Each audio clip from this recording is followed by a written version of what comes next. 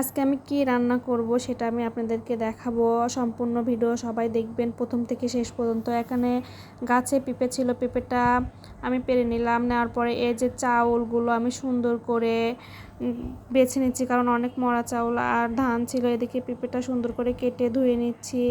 আর হাঁসের ডিম, আলু এগুলো সিদ্ধ দিলাম, দিয়ে একটু ঢাকনা দিয়ে ঢেকে রাখবো, কারণ একটু সিদ্ধ হতে সময় লাগবে। এদিকে আমি পেঁয়াজ কাঁচামরিচ ছিলে ধুয়ে নিচ্ছি। আর এদিকে দেখলাম সিদ্ধ হয়ে গিয়েছে, ওগুলো কাটতে কাটতে সিদ্ধ হওয়ার পরে আমি কিন্তু এই যে এখানে জিরে, পেঁয়াজ, আদা, রসুন এগুলো সুন্দর করে পাটায় বেটে নিলাম। আর পাটায় বাটতে একটু বেশি ভালো লাগে, তরকারিটা মজা হয়। আর এদিকে সব কিছু ছুলে ধুয়ে নিলাম ডিম।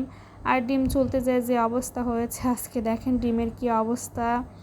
আর এই যে ভাজনা তুলবো, একটু পেঁয়াজ ভাজি করে নিলাম, কারণ এটা পেঁয়াজের বেস্তা বলে, অনেকে ভাজনাও বলে। আর এদিকে আমার ছেলে দেখেন বাড়তিছে, বলতেছে আম্মু দাও আমি তোমাকে বাইটে দেই। আর রান্না করতে লাগলে সবসময় ও দুষ্টামি করে, এজন্য জেদ করবে, জন্য বললাম যে বাবা তুমি একটু বাটো, কিন্তু করতে পারি না। দেখেন আমি যেভাবে করি হাত দিয়েও সেভাবেই করতেছে।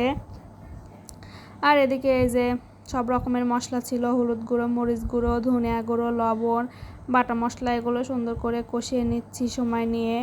আর মশলাটা কষানো শেষ, এদিকে আমি পেঁপে, আলু এগুলো দিয়ে আবার একটু সময় নিয়ে কষাবো। আমি সবসময় তরকারিটা একটু বেশি সময় নিয়ে কষাই। আর এদিকে কষানো শেষ, পানি দিয়ে দিলাম পরিমাণ মতো। আর এই যে বলকেও এসেছে।